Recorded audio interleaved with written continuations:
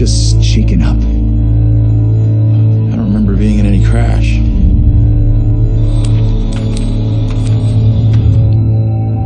Well, here we are on set of Little Hope, part of the Dark Pictures anthology. Tell me about the characters you play in the game. Yeah, very exciting. I play Andrew, who is a student on this trip to the town of Little Hope. You know this place? No. I mean, I don't think so. I also play Anthony and I play Abraham, all existing at different time periods in different places.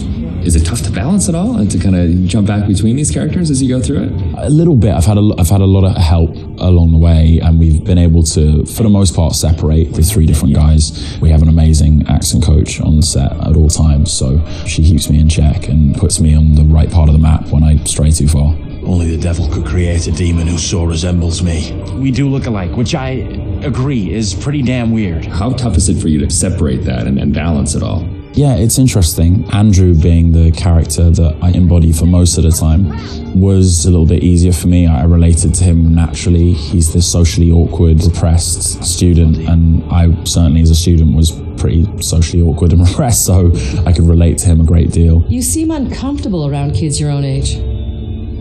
This trip is actually my first time away from home. Oh, we picked a real beauty. Yeah, well, if I ever make it back, I'll sure have something to talk about. The other character, Anthony, is slightly more immature, comes from a big family. I can also relate to that.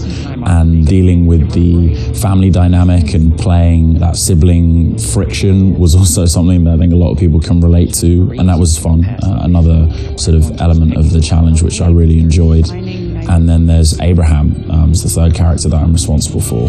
We have to stop this. The only madness is right here in this court. And the nice thing that exists in all three of them is this motivation to do good, to do right. And I think all three characters I really had admiration for. They seem to be like morally adept, and it's important to respect, I think, the characters that you play, or at least identify something within them that you respect. And I respected all three of the guys that I played. I know what must be done here. And they're all so very different, and even the level of the accents change between them. Is that something that's challenging to navigate? Yeah, that's been really fun for me. It's been, when playing Andrew, I've been doing a relatively neutral American accent, but we've sort of based most of the action in New England, so it does lean towards the East Coast, and it doesn't take on too strong of a characterization in either direction. The vocal work for Anthony is similar to that, but because Anthony lives within the 1970s, there's been a little bit of tweaking to the accent in order to accommodate the times. And then Abraham's an entirely different accent. It's been a bit of guesswork as far as constructing that accent, because there's no recordings of what people sounded like at that time. But I suppose the closest thing to it we imagine is a kind of Northern English accent. And my dad's from Yorkshire, so I've basically been ripping off what my dad sounded like when he was younger.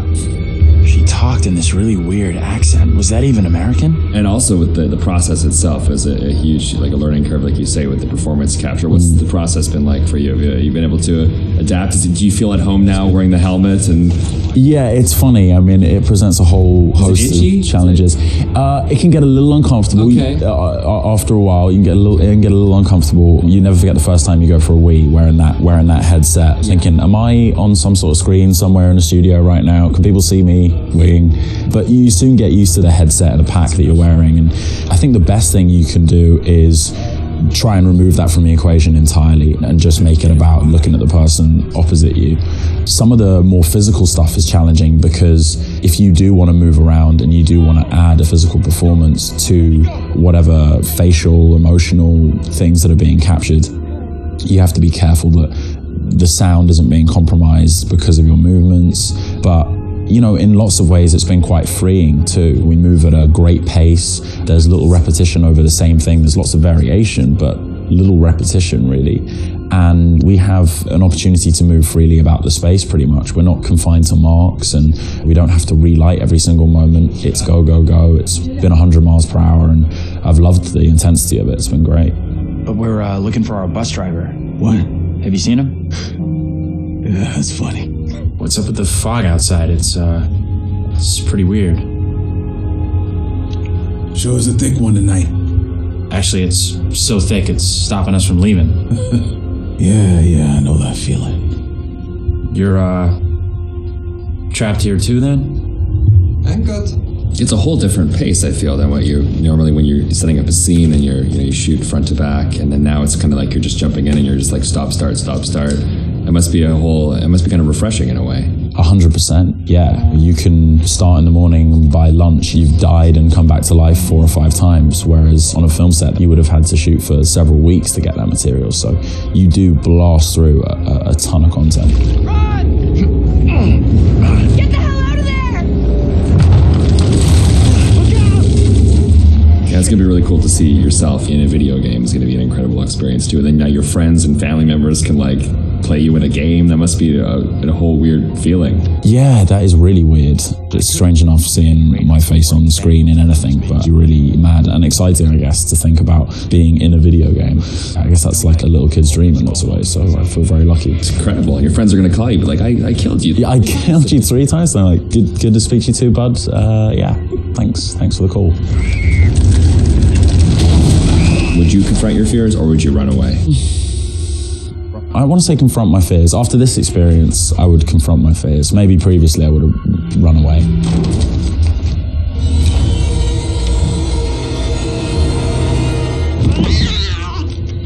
What kind of place is this? It's one of those things where what you think you'll do is different than what you probably actually. In the moment, yeah, 100%. Oh, I would confront my fears, and then you're gone. Gone. Yeah. And lastly, would you explore on your own or in a group? In a group, I'd have to. One of the best things about this experience has just been the camaraderie that's developed amongst the cast, and over a short period of time shooting at this intensity, it's bonded us together really quickly, and I've loved being part of the team. A group of us in one room on this crazy journey together, so it's all about exploring as a team. I'm just gonna say it.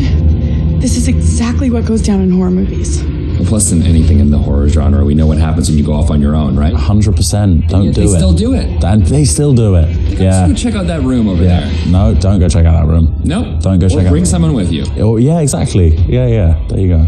All right, Will. Tanner, thanks a lot. Appreciate that. Thank you. Cheers.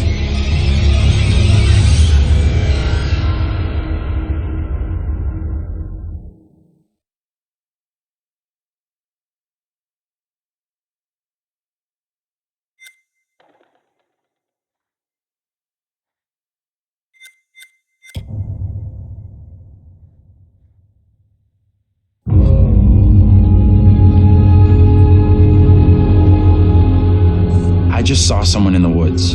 Okay, very good.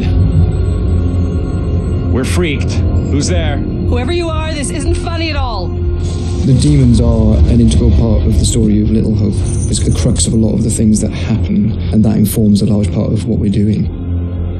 But the starting point for each of the demons was the style of execution. They're based on a character that gets killed. That then informs how the character behaves, how it moves, how it sounds, and those are all brought together to give us that convincing, terrifying demon. In order to make convincing demons, you need to ground them in nature. So what we do is we use our understanding of anatomy and our deep understanding of biomechanics and the principles of the way things move and the way things actuate, and we apply this to the demon design.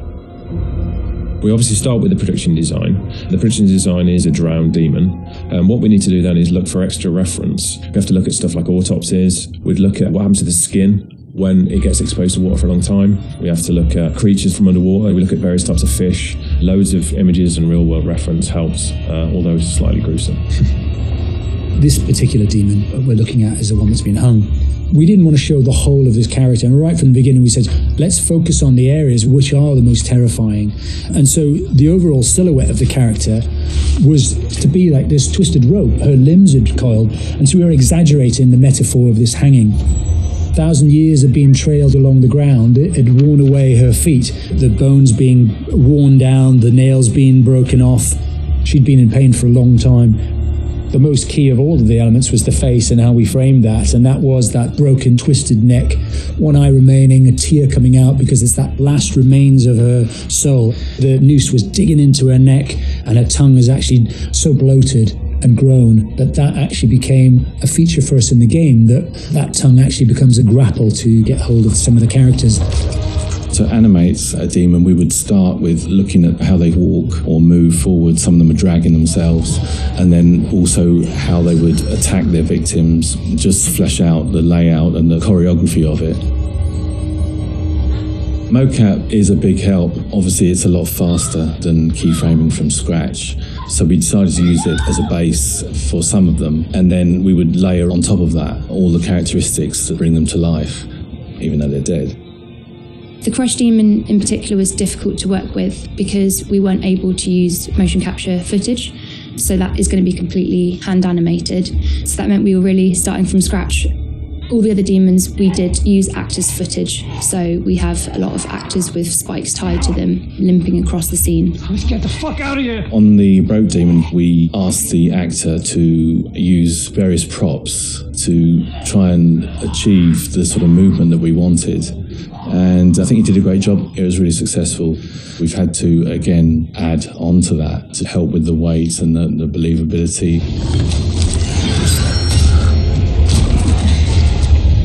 We take our initial cues for the sound of the demons from the visuals, and they look fantastic.